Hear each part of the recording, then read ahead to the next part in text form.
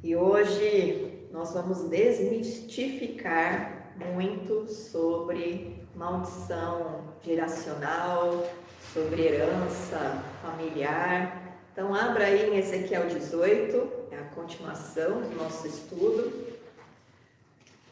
De novo nós vamos passear pela Bíblia, porém vamos começar com a leitura do capítulo 18.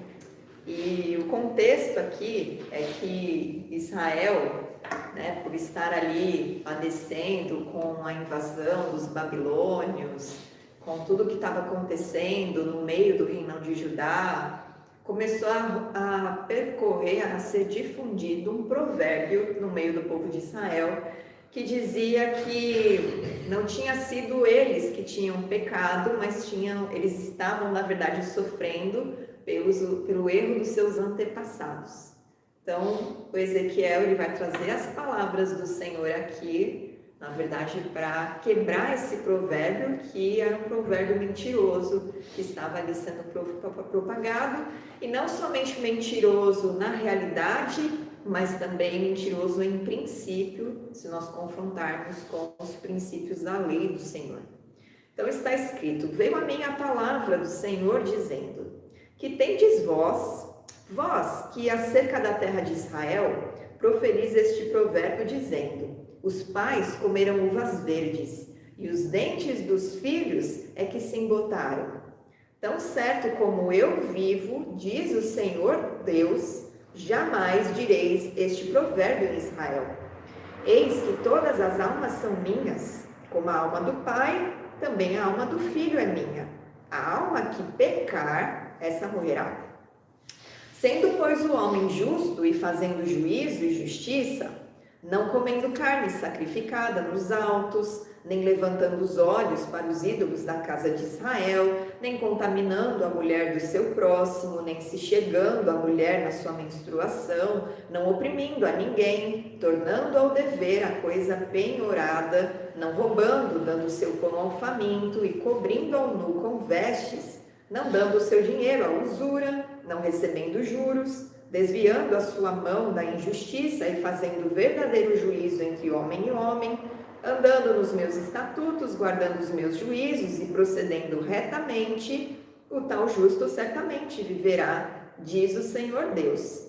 Se ele gerar um filho ladrão, derramador de sangue, que fizer a seu irmão qualquer destas coisas e não cumprir todos aqueles deveres, mas antes comer carne sacrificada nos altos, contaminar a mulher do seu próximo, oprimir ao pobre e necessitado, praticar roubos, não tornar o penhor, levantar os olhos para os ídolos, cometer abominação, emprestar com usura e receber juros, porventura viverá? Não viverá. Todas estas abominações ele fez e será morto, seu sangue será sobre ele. Eis que se ele gerar um filho que veja todos os pecados que seu pai fez, e vendo-os não cometer coisas semelhantes, não comer carne sacrificada nos altos, não levantar os olhos para os ídolos da casa de Israel e não contaminar a mulher do seu próximo, não oprimir a ninguém, não retiver o penhor, não roubar e der o seu pão ao faminto, cobrir ao nu com vestes, desviar do pobre a mão, não receber usura e juros, fizer os meus juízos e andar nos meus estatutos, o tal não morrerá pela iniquidade de seu pai, certamente viverá. Quanto a seu pai, porque praticou extorsão, roubou os bens do próximo e fez o que não era bom no meio do seu povo, eis que ele morrerá por causa de sua iniquidade.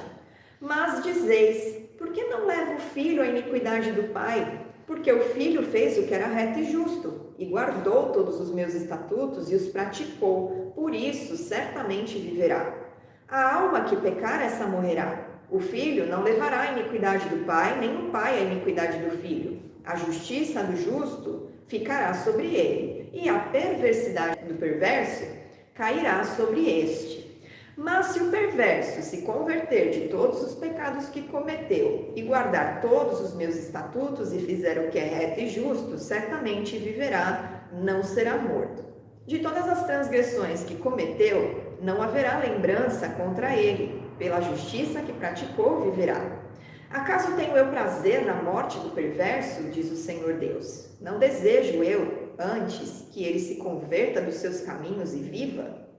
Mas, desviando-se o justo da sua justiça e cometendo iniquidade, fazendo segundo todas as abominações que faz o perverso, acaso viverá? De todos os atos de justiça que tiver praticado, não se fará memória. Na sua transgressão com que transgrediu e no seu pecado que cometeu, neles morrerá. No entanto, dizeis: o caminho do Senhor não é direito. Ouve agora, ó casa de Israel. Não é o meu caminho direito?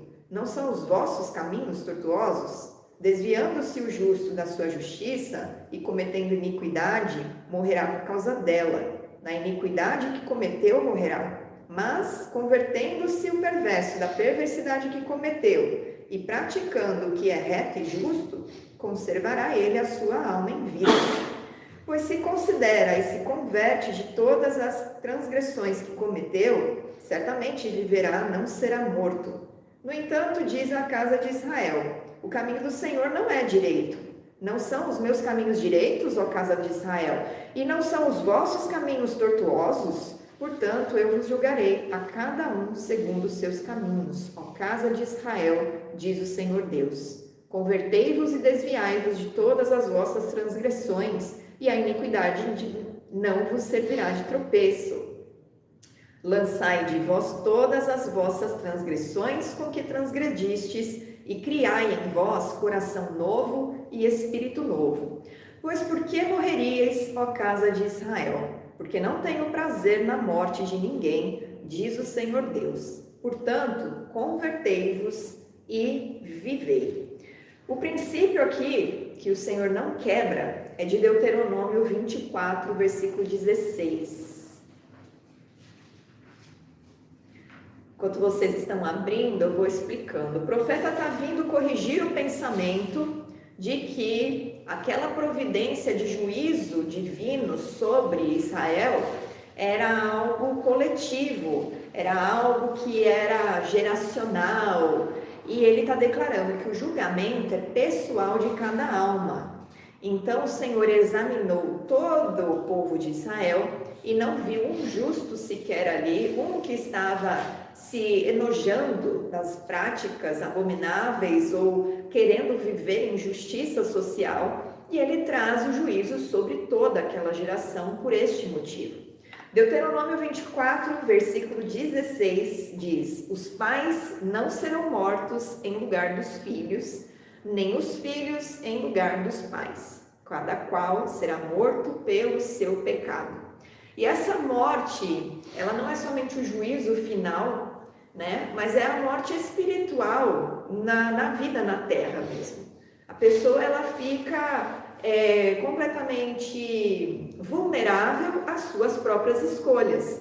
E óbvio que isso vai trazer uma consequência sobre a casa dela. E os filhos sofrem a consequência do erro dos pais. Mas a maldição não está sobre a vida dos filhos. Se estes filhos, estes tais, né, que são descendentes de um homem perverso, de um perverso no sentido de perverter o reto caminho, não um perverso de mal só, mas aquele que distorce a palavra, que anda em iniquidade, é rebelde em relação à aliança que fez com o Senhor. Esses filhos, eles olham para o pai e não veem ele como exemplo, olham para a palavra, agora trazendo para o nosso tempo, né? Olham para o evangelho, veem o que Jesus ensina, veem que o pai não tem nada refletindo a respeito de Jesus Cristo, e eles resolvem fazer diferente. Eles estão quebrando um padrão de comportamento, um padrão de pecados. E isso traz a justiça do Senhor sobre a vida destes, e o Senhor restaura a vida, restaura todas as coisas. Se você já confessou com a sua boca que Jesus Cristo é o teu Senhor, a salvação já veio sobre a sua vida. Jesus se fez maldito no teu lugar. Toda a maldição do teu pecado pessoal, não daquilo que os seus pais fizeram, nem dos seus avós, nem daquilo que outros fizeram, antepassados, mas aquilo que você viveu, porque você paga pelo que você faz, foi anulado da sua vida. Não há maldição sobre a sua vida. E você foi consagrado ao Eterno. Você se tornou filho dele. Então não existe laço na sua alma, não existe padrão de conduta dos teus pais, dos teus parentes. Mas é da minha genética sermos irritadiços. Não, isso é um padrão moral que você, se escolher viver nova criatura, vai quebrar. Você não precisa achar que isso, você acredita na mentira que você quiser, mas se você quer viver a verdade, crer na verdade e você tomar a verdade para a sua vida, a verdade te libertará, não é assim? Conhecereis a verdade e a verdade vos libertará. E outro dia eu estava comentando com a minha mestre e nós chegamos à conclusão que a espada, a verdade, ela é uma espada de dois gumes que está na boca de Jesus, né? E como uma verdade que é cortante, ela vem destruir. E se ela vem destruir, ela vai causar, entre aspas, feridas no nosso ego. Ela vai destruir padrões de pensamentos, mentiras que a gente acredita a nosso próprio respeito, e isso vai nos alinhar e vai trazer libertação para a nossa vida. Então, se nós aceitarmos que o passado, ele não tem força no nosso presente, uma vez que nós estamos andando na justiça do Senhor, crendo na palavra que diz que aquele que crê no Senhor Jesus Cristo é justificado, é salvo, se torna nova criatura, é selado pelo Espírito Santo, e nós seremos moldados pela palavra. E o passado fica no passado.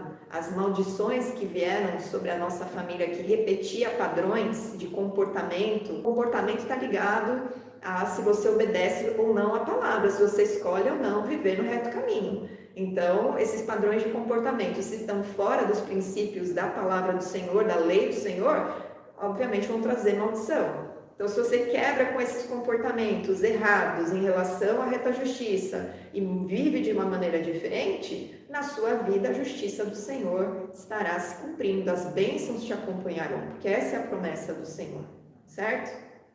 Então, no verso 4, Deus diz: eis que todas as almas são minhas, como a alma do Pai, também a alma do Filho. A alma que pecar, essa morrerá. Então a responsabilidade é intransferível. Se o teu pai pecou no passado, a culpa está na vida dele. Se você está se consertando, você está vivendo a sua vida. Os teus erros você vai responder diante do Senhor, né? Uma vez que você não está buscando conserto, porque o Senhor, ele também cobre os nossos erros se nós nos arrependemos e buscamos nos consertar, né? O Senhor não está lá fazendo uma lista de erros que nós estamos cometendo aqui na terra para depois ficar nos cobrando. Se nós estamos o tempo todo buscando conserto, nos arrependendo, buscando tratamento do nosso caráter, mudança de atitude, quebra de padrões, o Senhor, ele está olhando isso. E a misericórdia e a graça do Senhor estão sobre as nossas vidas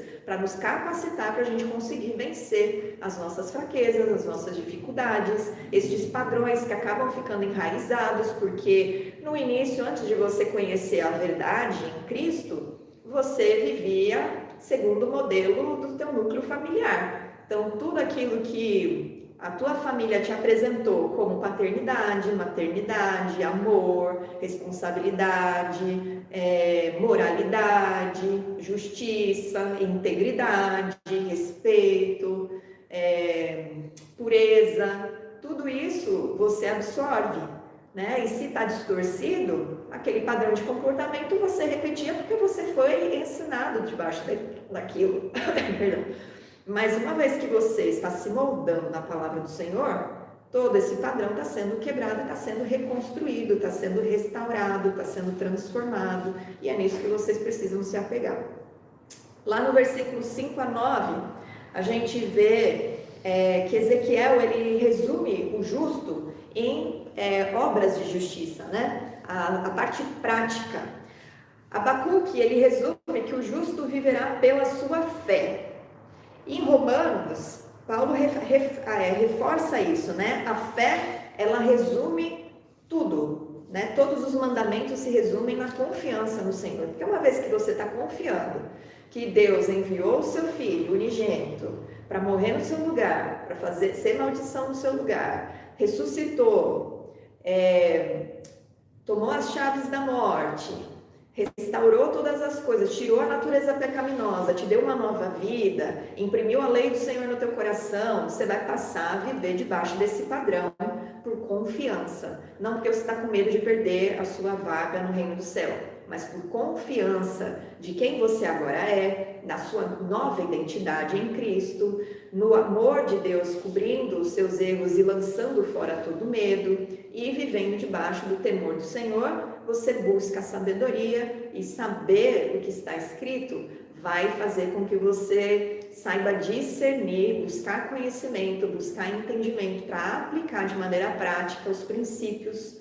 da lei do Senhor na sua vida. Eu vou ler Romanos 1, só 2 versículos. Versículo 16. Pois não me envergonho do Evangelho, porque é o poder de Deus para a salvação de todo aquele que crê, primeiro do judeu e também do grego.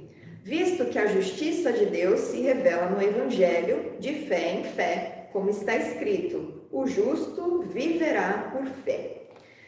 Então, os exemplos práticos que Ezequiel traz, na verdade, é uma expressão dessa fé. Né? Não é que Ezequiel pensa de um jeito, Abacuque pensa do outro, mas as ideias se complementam.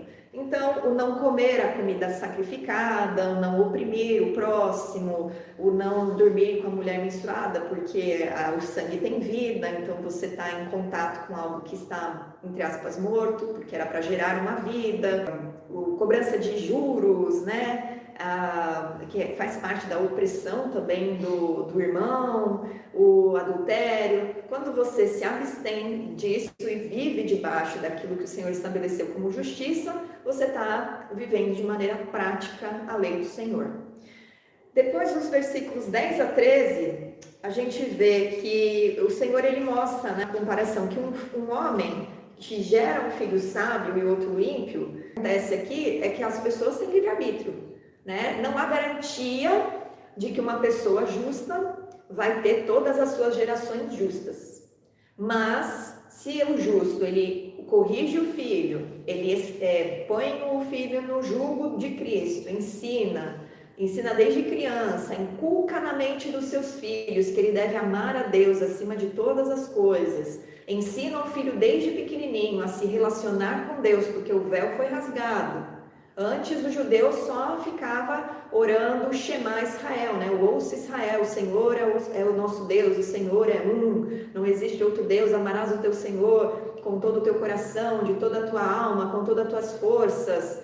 E eles inculcam isso, ficam orando desde o nascimento na mente da criança. A criança nasce com essa oração gravada na mente.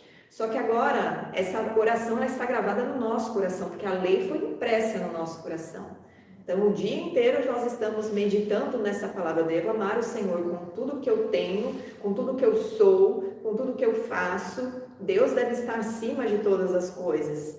E se o pai ensina isso, ensina o filho a se relacionar desde novo, porque o Espírito de Deus é derramado sobre toda a carne, não importa a idade, a criança ela vai crescer com mais probabilidade de andar na reta justiça. Mas vai chegar um momento da vida dela que a escolha vai ser pessoal. Ela vai escolher, eu vou andar em obediência ou não. Então, nós não temos poder sobre a escolha das pessoas que fazem parte da nossa família, né, dos filhos, mas nós temos a responsabilidade de instruir, de revelar, e toda criança, ela segue o exemplo. Assim como nós fomos moldados pela cultura familiar do nosso lar, os nossos filhos, os nossos netos, bisnetos, eles são moldados pelo exemplo que nós damos. A maneira como nós nos relacionamos com o Senhor vai ser a maneira como eles vão se relacionar com o Senhor. Se nós damos pouca atenção à reta justiça, a andar em retidão, deixar o nosso lar separado para o Senhor, não trazer qualquer informação para dentro da nossa casa, dentro da nossa mesa, a conversa for saudável, não haver xingamentos, não haver violência, não haver opressão, eles vão entender, Deus é bom, o O meu lar é de paz, porque Deus habita na minha casa. A minha casa verdadeiramente serve ao Senhor. Eles estão andando vendo, experimentando a integridade. E eles almejarão isso, porque o mundo não oferece paz, nem justiça, nem alegria. É o reino de Deus que oferece tais coisas. Amém? Então, do 14 ao 18, ele já mostra, que o filho que reflete sobre os erros do pai, porque agora ele mostra várias maneiras, ou o pai é justo e o filho não é, ou o pai é injusto e o filho então quer praticar a obra de justiça, ele reflete naquele ambiente onde ele está, o pai caótico, violento com palavras, ou cheio de jeitinho brasileiro, corrupto nas suas negociações ou na sua própria vida. Ele observa e ele fala, não, isso está errado, Deus não é assim, Deus não quer assim, e eu vou fazer diferente, eu vou quebrar esse ciclo. Então, sobre a vida desse filho, a justiça do Senhor virá, porque ele quebrou o ciclo. E não é que Deus transfere a maldição para os filhos, mas se os filhos repetem o ciclo dos pais, naturalmente eles vão receber a consequência do erro dos pais. Mas se o filho não quer repetir as práticas perversas, então o Senhor derrama graça, misericórdia, abençoa esse filho que quer andar em justiça, certo? Lá no versículo 19 a 24, a gente vê o coração dessa profecia, porque aqui está falando sobre o arrependimento individual alterando decretos. Então, uma pessoa que anda em justiça, ela faz obras de justiça, ela é reta a vida inteira, mas aí chega numa etapa da vida dela que ela resolve perverter o caminho dela. Não, vou fazer do meu jeito, que é melhor, quero andar com essa pessoa porque ela me agrada, apesar dela não me conduzir ao centro da vontade do Senhor, vou participar dessa corrupção financeira porque isso me dá vantagem, isso traz opressão sobre outras pessoas. Enfim, ela começa a, na verdade, se perverter. E aqui, a sequência do texto, você vê que não é uma representação entre duas pessoas, mas é o justo que se torna perverso, porque ainda há chance de arrependimento ao justo que se tornou perverso, e também ao que sempre foi perverso. Então sempre há chance de arrependimento, mas a gente não pode ficar barrigando o nosso conserto diante do Senhor, porque uma hora o Senhor perde a paciência e o juízo vem, porque Ele vai alertando. Ele alerta e ele faz a verdade chegar diante dos ouvidos, tanto do filho que tinha um pai perverso, quanto do justo que começou a se perverter. A gente está vendo Ezequiel aqui. Ezequiel está falando com um povo que pecou, com a chance deles se arrependerem agora que eles estavam no cativeiro, de ouvirem, embora o Senhor estava trazendo juízo ali, mas tinha um grupo que podia se arrepender e se purificar diante do Senhor. Então ele fala sobre o justo que praticou justiça e resolveu então perverter o seu caminho. Ele não vai ser justificado pelas boas práticas do passado.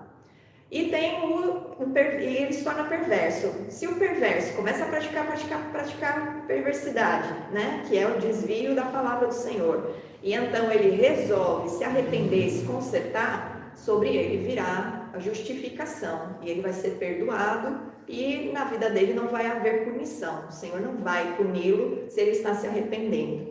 Então, muita gente fala, a pessoa errou, agora é fácil, pedir perdão. Mas Deus é misericordioso e Ele aceita um arrependimento sincero, uma pessoa com o coração verdadeiramente quebrantado, Ele aceita e Ele corrige. E a pessoa sofre um pouco das consequências, porque ela vai ter que reaver tudo que ela roubou, se esse é o caso. Se ela matou alguém, ela vai ter que pagar a sentença dela, ela vai ter que restituir o que ela tirou do outro.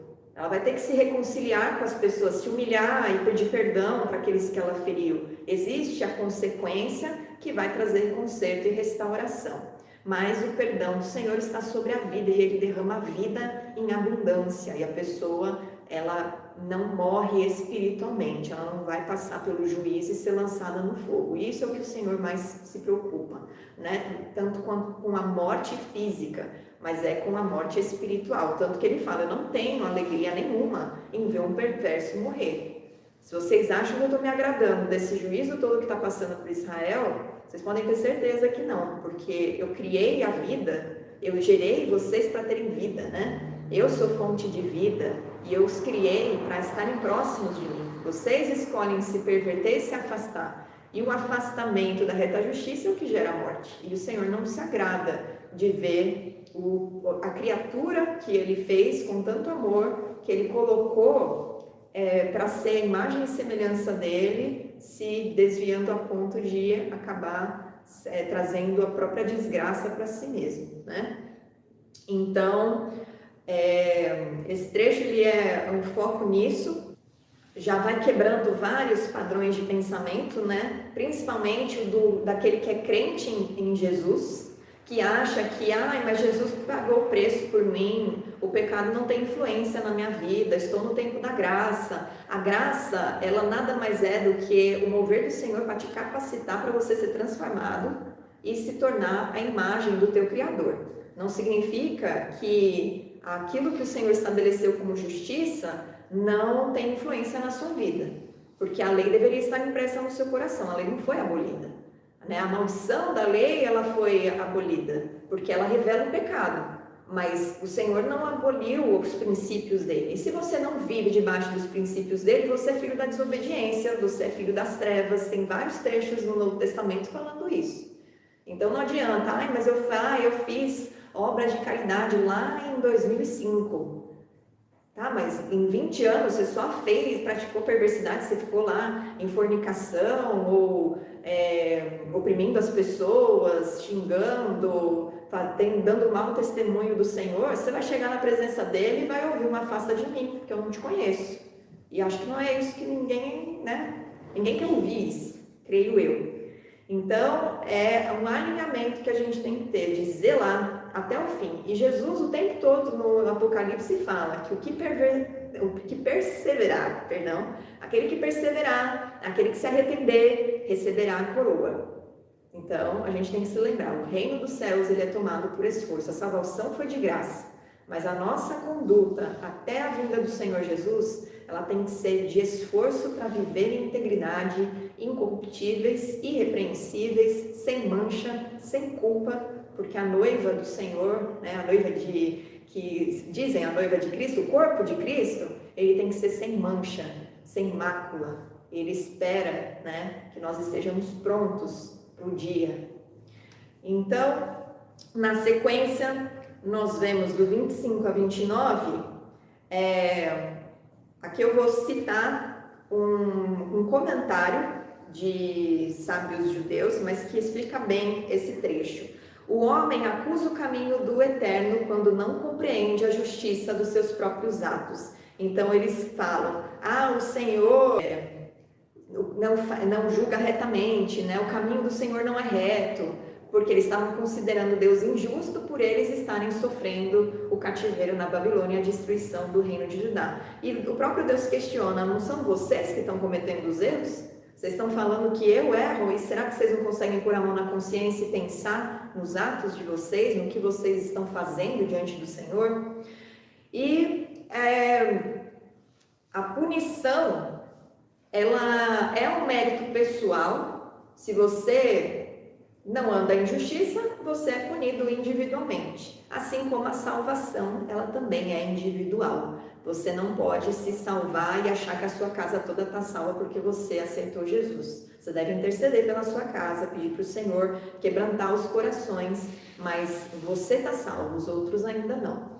Lá em Romanos 10, 9, a gente tem escrito: se com a tua boca confessares Jesus como Senhor e em teu coração creres que Deus o ressuscitou dentre os mortos, serás salvo. É assim que a gente recebe o perdão dos nossos pecados, reconhecendo que somos pecadores, que cometemos várias falhas em relação à reta justiça do Senhor e que a gente precisa do Senhor Jesus para cobrir os nossos pecados, porque a gente, até a nossa morte, que nem a gente já leu em outro capítulo, a gente ficaria até o dia da nossa morte pedindo perdão e sacrificando animais, e não seria suficiente para o perdão do Senhor cobrir todos os erros que nós cometemos aqui na terra, longe do Senhor. Lá em Romanos 14, 12 diz: assim, pois, cada um de nós dará conta de si mesmo a Deus. Então isso, Deus não mudou. No Antigo Testamento, na Antiga Aliança, o Senhor, ele cobrava justiça individual e trazia a punição individual. Só que aqui todo mundo estava errando, todo mundo estava recebendo junto a correção, o juízo. No Novo Testamento a gente vê que assim, pois, cada um de nós dará conta de si mesmo a Deus. O Senhor, ele observa todos nós e a gente vai receber juízo ou galardão de acordo com a nossa conduta em relação a toda a obra que o Senhor estabeleceu por meio de Jesus e ao mover nosso, em confiança nisso, se estamos andando como cidadãos do reino dos céus ou não. Filipenses 2,12 diz: desenvolvei a vossa salvação com temor e tremor. E por que eu coloquei aqui? Porque aqui o termo no grego quer dizer trabalhai a vossa própria salvação. Então ninguém pode fazer isso por você. Não adianta você ficar pedindo para o pastor, para nós aqui, você que faz parte da nossa comunidade, orar por você. Você tem que buscar do Senhor conserto. Não adianta cobrirmos a sua vida em oração, oração, oração, se você não corrige a sua vida, se você não ouve o conselho, se você não faz aquilo que o Senhor está ordenando você fazer. Porque a oração, ela é uma intercessão para cobrir a sua vida, para você conseguir ter força para superar suas fraquezas, para fazer o que é certo, para se corrigir, para alinhar a sua vida. A oração, ela não vai fazer o que você tem que fazer. Assim como ninguém pode te salvar, você escolhe, a escolha sempre é sua, a posição sempre é individual. Lá no versículo 30, o Senhor fala: portanto eu vos julgarei a cada um segundo os seus caminhos, que está completamente ligado aqui a Filipenses capítulo 2, versículo 12. E João 5, Jesus comenta um pouco sobre esse julgamento, sobre esses princípios, no discurso dele ali. Deixa eu pegar João 5 para ler para vocês aqui.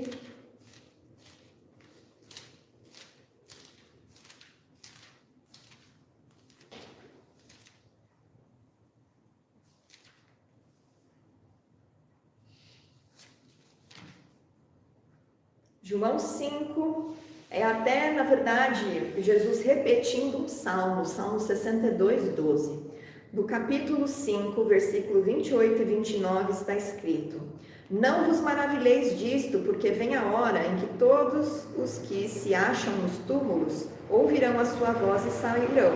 Os que tiverem feito o bem, para a ressurreição da vida, e os que tiverem praticado o mal, para a ressurreição do juízo. Então, esse povo que foi julgado ali, foi corrigido pelo Senhor, quando Jesus vier sobre as nuvens, eles ressuscitarão, e aí o Senhor fará a separação do joio e do trigo, do cabrito e das ovelhas, e aquele que praticou o bem, praticar o bem não é caridade, embora ela faça parte, mas o praticar o bem é andar na reta justiça do Senhor, em obediência à palavra do Senhor, esses herdarão o reino. Aqueles que preferiram aquilo que está escrito lá em Apocalipse 22, aqueles que preferiram viver como cães, feiticeiros, impuros, assassinos, idólatras, aquele que ama e pratica mentira, esses se ficarão do lado de fora. Tem mais até, no 21, ele fala: os covardes, os incrédulos, os abomináveis, os assassinos, os impuros, os feiticeiros, os idólatras, todos os mentirosos, a parte que lhes cabe será o lago que arde com fogo e enxofre, a saber, a segunda morte. Ai, mas que ameaça! Uai, anda direito, que daí você vai herdar o reino dos céus, né? Faça aquilo que gera vida, para você até ter uma vida melhor aqui na terra, que você herdará o reino dos céus. Mateus 16, 27, Jesus diz: porque o Filho do Homem há de vir na glória de seu Pai com os seus anjos, então retribuirá a cada um conforme as suas obras. Então, depois no 31, o próprio Deus aconselha o povo: lançai de vós, então larga a mão, lança para fora da sua vida, do seu ser, para dizer que você é assim, que a sua família sempre fez assim, que você aprendeu assim. Lança fora as vossas transgressões com que transgredistes e criai em vós coração novo.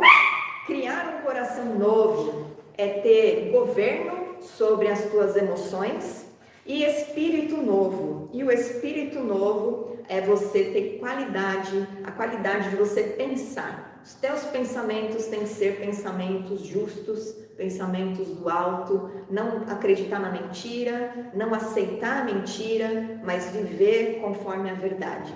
E as tuas emoções e os teus pensamentos alinhados com a justiça do Senhor vão promover vida sobre você, né? Sobre a sua alma.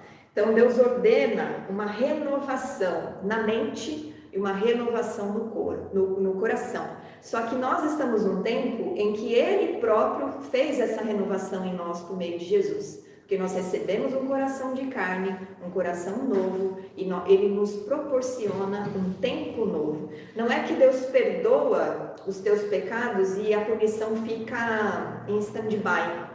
Ele fica só esperando o primeiro tropeço para botar a culpa e a punição novamente na sua vida. Ele apaga, só que Ele está providenciando e proporcionando uma restauração verdadeira, plena e completa, para você caminhar na verdade. Então, o desejo do Senhor sempre é despertar vida. A lei do Senhor gera vida. O prazer do Senhor não está na punição, mas está na restauração da ordem moral dessa terra. Por isso que Ele fará novos céus e nova terra, porque está tudo corrompido e precisa ser restaurado e tem que passar pelo fogo para ser purificado, para que aquilo que foi corrompido e não tem mais jeito de conserto, seja aniquilado da terra. Por isso que os maus também passarão por essa pulverização, vamos colocar assim, né?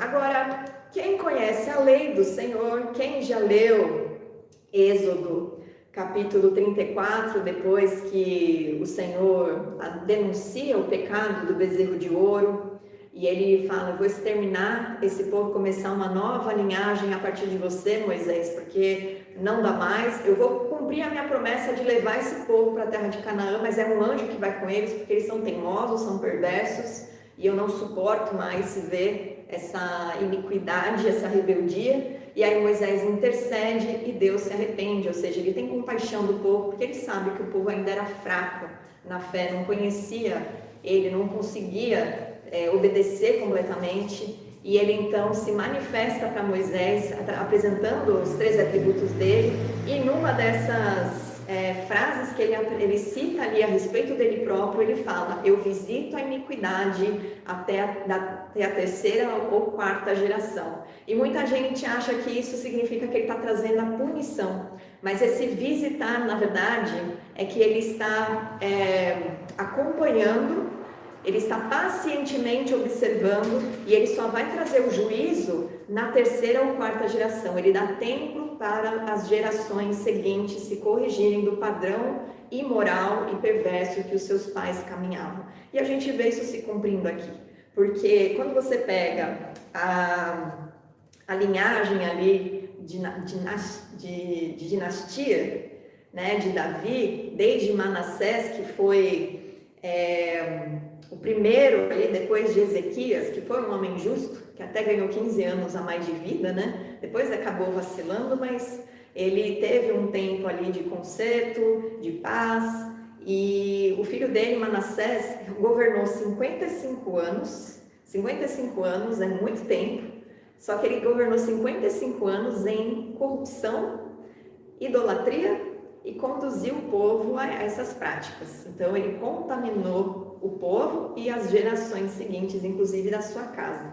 Aí, depois de Manassés, a gente tem a primeira geração, que é Amon. Ele reina 2 anos e ele segue o padrão do pai. Aí depois a gente tem Josias, que traz uma reforma na segunda geração, 31 anos de governo de paz, porque Deus abençoou. Aí a gente vê a aplicação aqui da palavra do Senhor, né? Que o justo, ele justifica, o filho que abandona a perversidade do pai e não anda no caminho do pai, ele é abençoado, o reinado dele foi abençoado. Mas o filho de Josias, Joacás, reina por 3 meses e aí ele é morto. Aí depois vem Joaquim, que reina por 11 anos, mas é rebelde à palavra do Senhor. Aí a 4ª geração, que é Joaquim, ele reina por 3 meses e 10 dias e ele foi rebelde. Aí vem Zedequias, que é irmão de Josias e governa por 11 anos, mas seguindo o padrão do pai.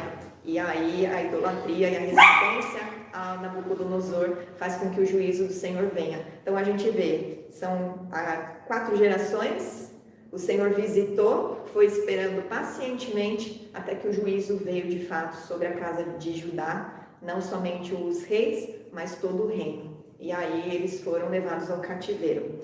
Então o Senhor, ele se recorda da iniquidade, mas ele fica esperando, né, observando se algum filho vai se consertar. Josias se consertou, mas os filhos preferiram olhar para os seus antepassados e para suas más condutas do que viver na retidão que o pai e toda a reforma que ele estabeleceu ali em Judá tinha trazido e realizado. Então, nós não somos reféns dos erros dos nossos pais. E Jesus, ele nos dá perdão, ele nos dá restauração e ele nos dá vida. Para encerrar, vamos ler João 11, 25. Alguns versículos nós vamos ler e encerrar. E eu espero que você tenha sido muito edificado e liberto de todo padrão de mentira, que você possa ter crido e examinar sua vida. Será que as consequências que estão vindo não são você mesmo repetindo padrões, repetindo erros, ao invés de examinar, confrontar com a palavra e ver o que você precisa mudar? Capítulo 11, versículo 20, está escrito: Disse-lhe Jesus: Eu sou a ressurreição e a vida. Quem crê em mim, ainda que morra, viverá, e todo que vive e crê em mim não morrerá eternamente. Crês isto? Lucas 6, 44, está escrito: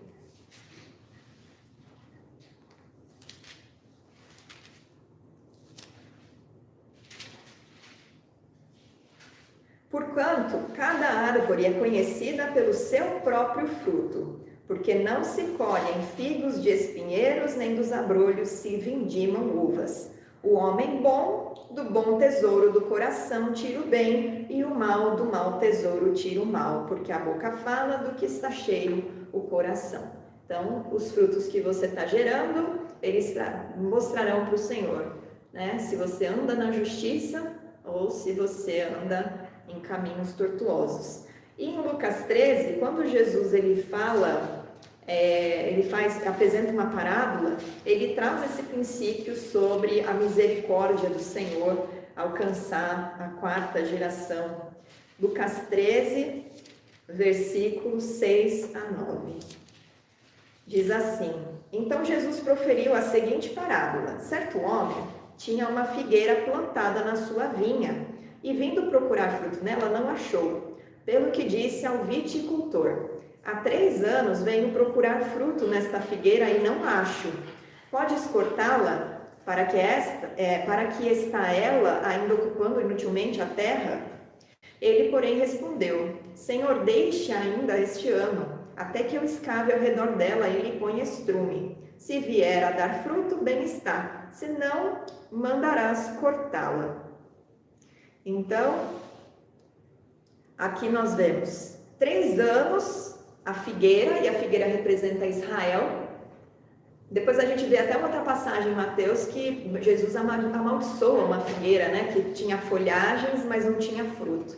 E essa parábola com esse trecho, ela meio que está relacionada, né? Está relacionada à misericórdia do Senhor sobre aquela geração que era de fariseus, saduceus, sacerdotes corrompidos, que escolheram caminhar em perversidade, pervertendo a lei do Senhor e afastando, embora eles tivessem a autoridade do conhecimento da lei, eles estavam afastando as pessoas por causa da toda a legalidade que eles colocaram para obedecer, para cumprir a lei do Senhor. E eles não davam frutos de justiça por isso, né? E aqui nós vemos o Senhor trazendo uma parábola com a figueira por 3 anos não dando fruto, mas o seu servo intercedendo e falando, espera mais um ano, quem sabe no 4º ano ela não dá fruto. E aqui é a misericórdia do Senhor, espera a 4ª geração, quem sabe na 4ª geração ela não frutifica. E os profetas intercediam com esse pensamento, espera a 4ª geração, ó Senhor, Deus dos exércitos, Deus de Israel, porque quem sabe o povo não se arrepende e não faz retorno do caminho para a reta justiça e se conserta e pode ser abençoado e restaurado por ti. Então, nós vemos como, novamente, toda a palavra do Senhor está conectada, como ela é maravilhosa, como o nosso Deus é misericordioso, cheio de graça, e quanta chance Deus está dando para você se consertar, para você alinhar a sua vida e viver toda a palavra do Senhor. Amém? Então, se conserte. O pecado dos teus pais, ele pode gerar uma inclinação no teu coração, um ambiente até propenso, né, para praticar iniquidades, mas quebre o ciclo na sua vida e obedeça ao Senhor, viva de acordo com a palavra do Senhor.